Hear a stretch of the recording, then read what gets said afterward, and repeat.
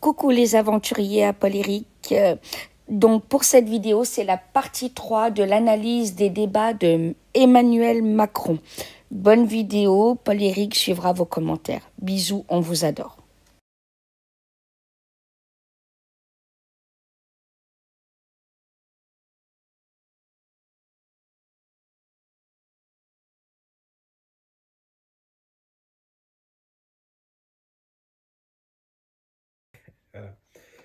Alors, partie 3, donc, du discours de Macron du 2 octobre. C'est mon petit Simba.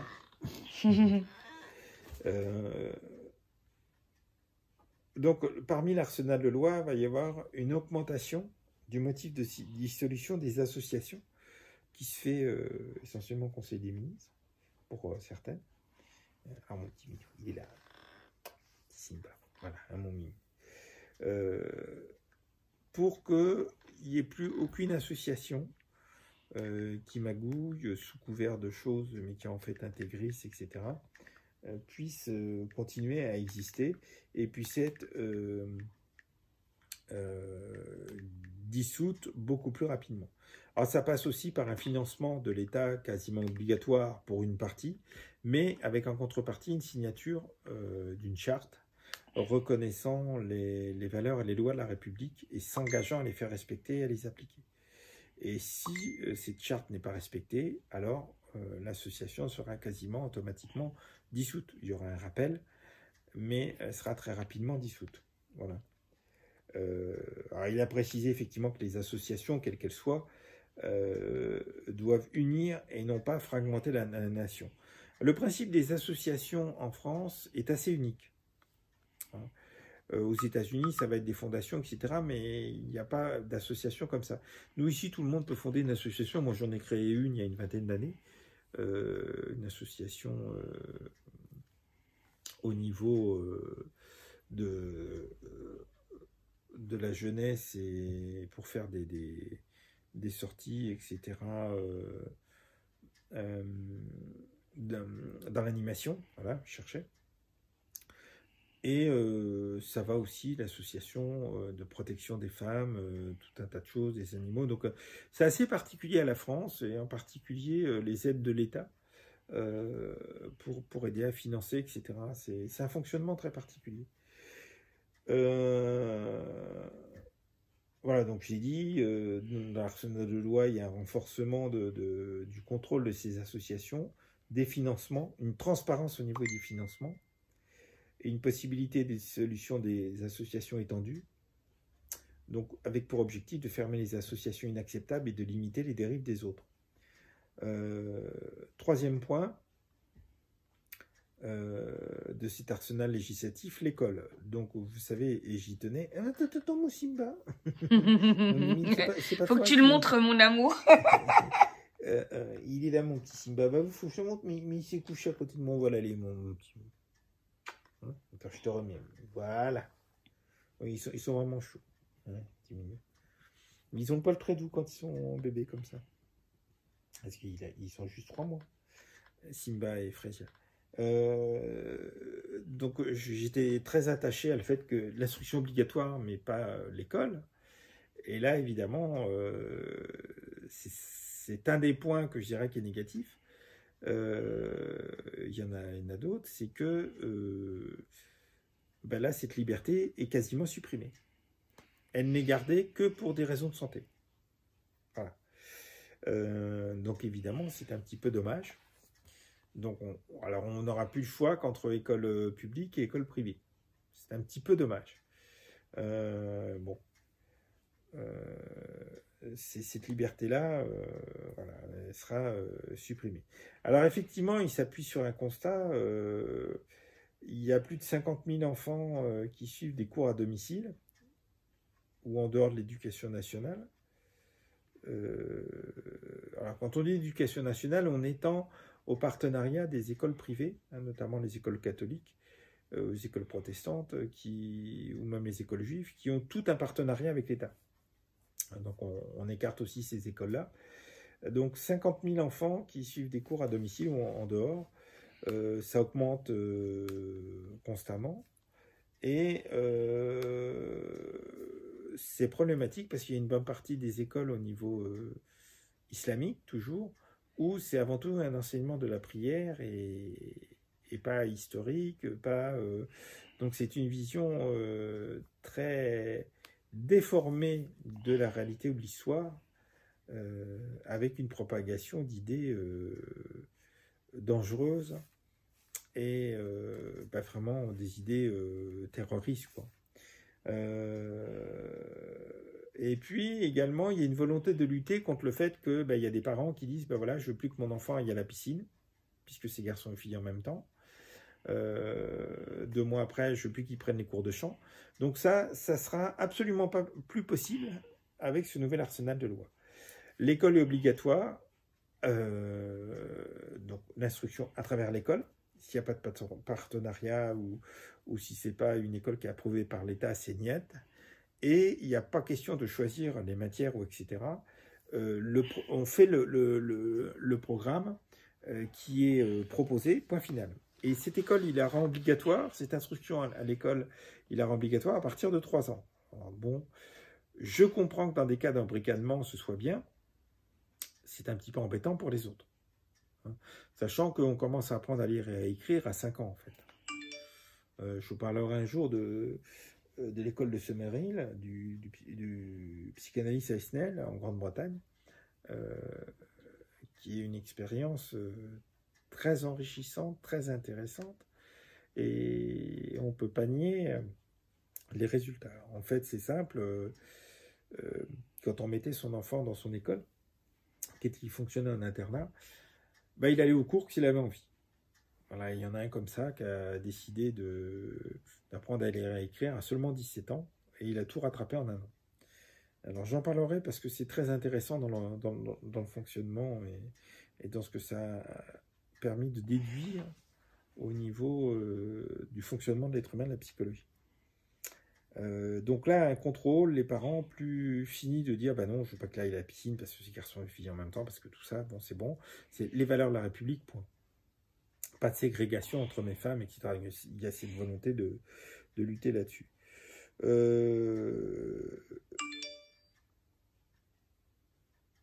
Alors, au niveau des écoles comme cette mairesse on ne dit pas mairesse, on dit mère, cette femme maire dans une ville de la région parisienne qui en fait ferme les yeux sur toutes les écoles musulmanes ouvertes du moment qu'elles soient invitées aux inaugurations, au machin, au truc, aux réceptions. Elle est vraiment naze, quoi. C'est un maire qui est vraiment naze et dangereux. Donc ça va être fini parce qu'il va y avoir donc un contrôle au niveau préfectoral et au niveau de l'État pour savoir qui va contrôler les financements. Donc le partenariat avec l'État va être quasiment obligatoire, avec là aussi signature d'une charte et tout. Donc financement, transparence, d'où ça vient et tout. Et qui sont les enseignants? Est-ce qu'ils sont reconnus au niveau au niveau de la France ou pas? Donc un contrôle très sévère là-dessus. Et sur les programmes également. À côté de ça, va y avoir une proposition de cours, en partie en arabe, en partie en français. Exactement comme ça se passe pour l'anglais, l'espagnol, le chinois, hein, ou l'allemand d'ailleurs, ou d'autres encore, à savoir que vous pouvez mettre vos enfants dans des classes, hein, les classes anglaises, etc., où ils vont faire tout ou partie du programme, enfin une partie du programme en anglais, des matières en anglais, et le reste en français pour devenir parfaitement bilingue. Donc ça va être étendu à la langue arabe. Actuellement, vous trouvez pour chinois, anglais, espagnol, allemand, il y en a peut-être d'autres. Donc là, ça va être étendu pour l'arabe. Je n'y vois pas du tout d'inconvénient. Voilà. C'est le même fonctionnement. Avec des enseignants certifiés, des enseignants reconnus par la France et qui se seront engagés à garantir les valeurs, etc. Donc, et qui seront contrôlés, comme je dirais un peu tout le monde. Voilà, parce que les contrôles vont être renforcés partout. Voilà. Donc pour ça, il va y avoir des moyens et l'État complète dans le sens où des formations supérieures d'islam vont être créées. La France, effectivement, était à la pointe là-dessus au niveau de la recherche en histoire, en sciences, de l'islam, etc., et des cultures arabes, tout ce qui s'ensuit. Vous avez l'Institut du monde arabe à Paris, et puis vous avez la partie du musée du Louvre qui a ouvert en 2017, là, avec cette toiture dans la cour, l'ancienne cour des écuries de Napoléon III. J'ai oublié le nom. Qui est en forme de tapis, de voile, parce qu'en fait, les façades des 4 côtés de la cour les étages ne sont pas à la même hauteur. Donc, qui est l'art islamique. Et donc là, il va y avoir donc une proposition de recherche sur l'islam, de littérature, d'enseignement religieux, et au niveau scientifique, de l'histoire de l'islam, du monde arabe, des cultures islamiques, etc. Avec donc des enseignants du supérieur qui vont être formés, donc des cycles universitaires et tout.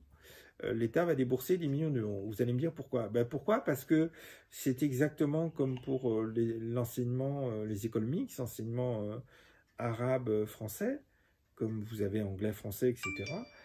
Pour le moment, comme l'État ne donne pas là-dedans à abandonner petit à petit, c'est essentiellement des associations intégristes qui s'occupent de ça.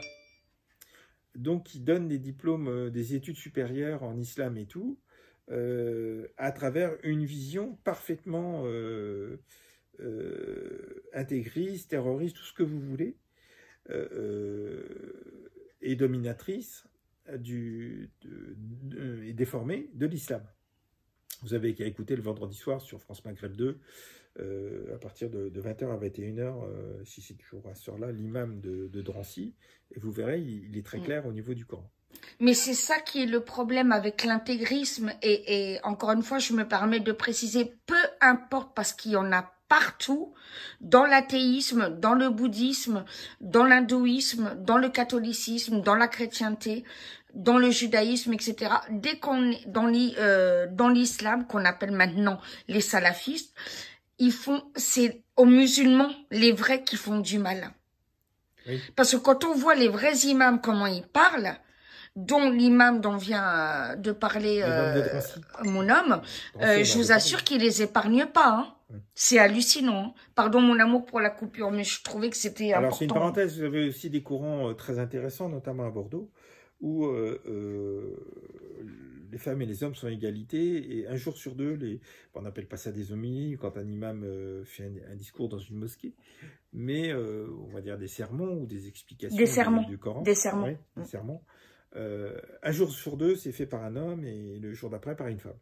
Voilà. Donc c'est des courants, c'est-à-dire que c'est un courant, ils disent on a deux cultures. La culture d'origine de nos ancêtres islamiques et françaises, donc on veut marier les deux. Voilà. Et pour ça, il faut un retour aux sources, au Coran. Parce que, voilà, il y a quand même des choses intéressantes dans le Coran. Il y a tout un tas de choses autour qui se greffent. Il y a peut-être des corrections à faire aussi. Donc, il y a tout un tas de courants dans l'islam en France qui sont intéressants. Donc cet enseignement supérieur et tout vise à un contrôle et à offrir quelque chose d'ouvert sur l'extérieur, sur l'histoire de l'islam, du monde musulman, et pas qu'arabe. Hein. Les Turcs ne sont pas arabes, les Égyptiens non plus, les Iraniens non plus, en grande partie, c'est les Perses, hein, les Iraniens. En Égypte, je crois que c'est 95% de la population qui est égyptienne et non pas d'origine arabe, même s'ils sont musulmans. Mais vu d'un point de vue, on va dire, ouvert sur l'extérieur, et d'un point de vue beaucoup plus objectif, c'est-à-dire d'un point de vue inséré dans l'histoire mondiale faisant partie de l'histoire mondiale, et non pas dans un but intégriste à part, etc. Si vous voulez, dans ces contrôles d'établissement, comme il veut faire, je dis ça avant, il y aura aussi des contrôles de ces écoles soi-disant chrétiennes, qui sont, comment on les appelle, qui contestent l'évolution de Darwin, qui disent que le monde a été créé en 45 jours, etc., et qui contestent complètement l'évolution de Darwin et tout ce qui s'ensuit. Il y a une école d'ailleurs comme ça à Montargis. Ça vient des États-Unis, ça. Donc voilà, donc ces écoles-là vont aussi avoir des ennuis, parce que c'est des écoles sacrément intégristes, mais pas islamiques, là, soi-disant chrétiennes. Voilà, les intégristes islamiques, ils sont soi-disant islamiques. Voilà.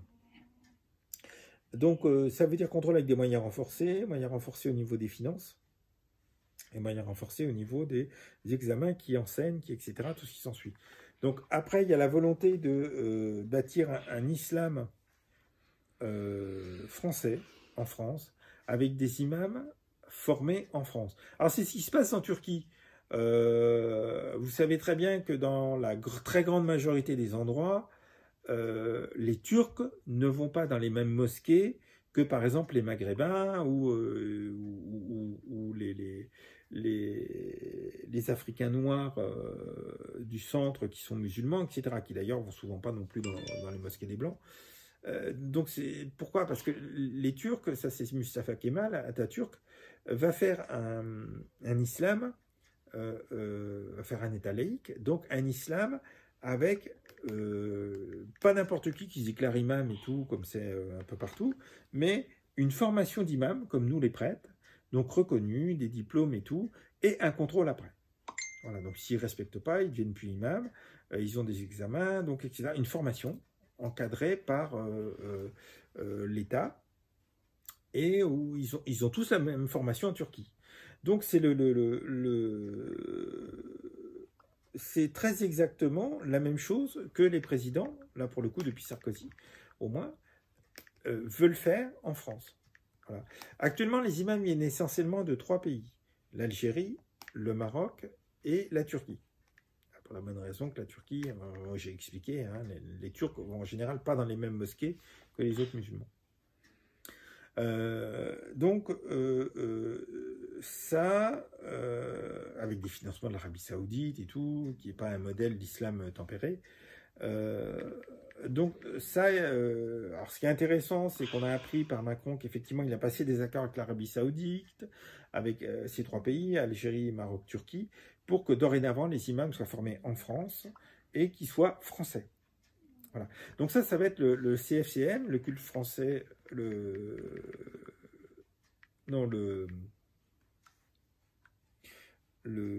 centre français du culte musulman, comment ça s'appelle? C'est le CFCM, c'est enfin c'est à peu près ça. J'ai que les 3 derniers, c'est ça. Le centre français des cultes musulmans, ça doit être, ouais, c'est pas centre, c'est un truc comme ça. Bon, donc ça, c'est intéressant parce que du coup, ils vont avoir une responsabilité énorme vu que le gouvernement confie ça au CFCM. Donc, obligation du CFCM de faire un programme sur plusieurs années pour former les imams. Et ça, d'ici 4 ans, tous les imams doivent être formés en France, dorénavant. Et avec signature d'une charte où les imams s'engagent à respecter cette formation, et contrôle de l'État, mais également du CFCM, s'il y a une constatation que l'imam ne respecte pas cette charte que le CFCM lui a fait signer, alors ils annulent son autorisation d'être imam, si vous voulez. Exactement comme un évêque peut défroquer un prêtre, ça s'appelle défroquer, voilà. Alors ça, c'est vraiment très intéressant, et ça donne une responsabilité, la même finalement que les évêques, hein, au CFCM, en ce qui concerne la formation des imams, etc. Alors évidemment, il va y avoir une discussion, parce qu'il va falloir que le CFCM s'ouvre à tous les courants. Pas intégristes, mais à tous les courants, comme celui de Bordeaux, je vous disais. Mais ça va être très intéressant. À partir de là, le financement également, l'État s'est occupé du financement de cette formation des imams, en accord avec l'Arabie Saoudite pour les...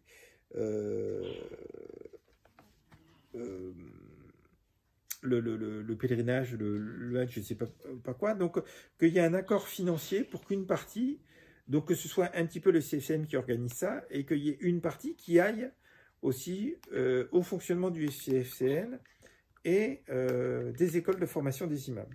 C'est-à-dire que l'État s'est occupé aussi du financement de ces écoles, donc c'est vraiment très intéressant. Alors, il y aura un renforcement de la loi de 1905 pour que, au niveau des associations, on peut choisir le financement de 1901, qui est beaucoup plus opaque au niveau du financement de l'association que ce que les lois de 1905 au niveau religieux introduit. Donc, il va y avoir un renforcement qui fait que cette opacité actuelle de la loi de 1901 sur la création d'associations n'aura plus lieu. Voilà. Et également un contrôle de l'État et du CFCM pour qu'il n'y ait plus de prise de pouvoir des mosquées ou de financement des mosquées par des intégristes. Vous savez qu'il y a des véritables putsch dans des mosquées où vous avez un imam qui est là, etc. Et tout d'un coup, en quelques jours, il est remplacé par un imam qui change de discours, qui est intégriste, etc. Donc ça, ce contrôle du CFCM, le fonctionnement du CFCM et le contrôle de l'État, le nouveau contrôle de l'État, fera que ça ne pourra pas être possible. Du fait que comme les imams seront labellisés entre guillemets par le CFCM, un autre imam ne pourra pas le remplacer comme ça. Il sera automatiquement viré. Il faudra qu'il ait été formé en France, etc. Donc ça, c'est très intéressant. Éviter ces punchs un petit peu locaux et tout. Alors l'État va aussi plus loin dans le sens où il veut, à travers des formations, etc., former des intellectuels musulmans. Voilà. Des chercheurs, etc., des intellectuels musulmans qui... actuellement, tout ça, c'est des associations un petit peu opaques ou intégristes qui s'en occupent. Donc ça, l'État, à travers les formations universitaires et tout, veut que ça se passe en France. Donc il y a un courant musulman qui part aussi de France. Des recherches, etc., qui se fassent en France. Donc, c'est pas forcément uniquement former des imams, mais former des intellectuels. Donc, on est vraiment en train de constituer, la volonté, c'est constituer un département, une administration et un secteur islamiste, mais dans le bon sens du mot.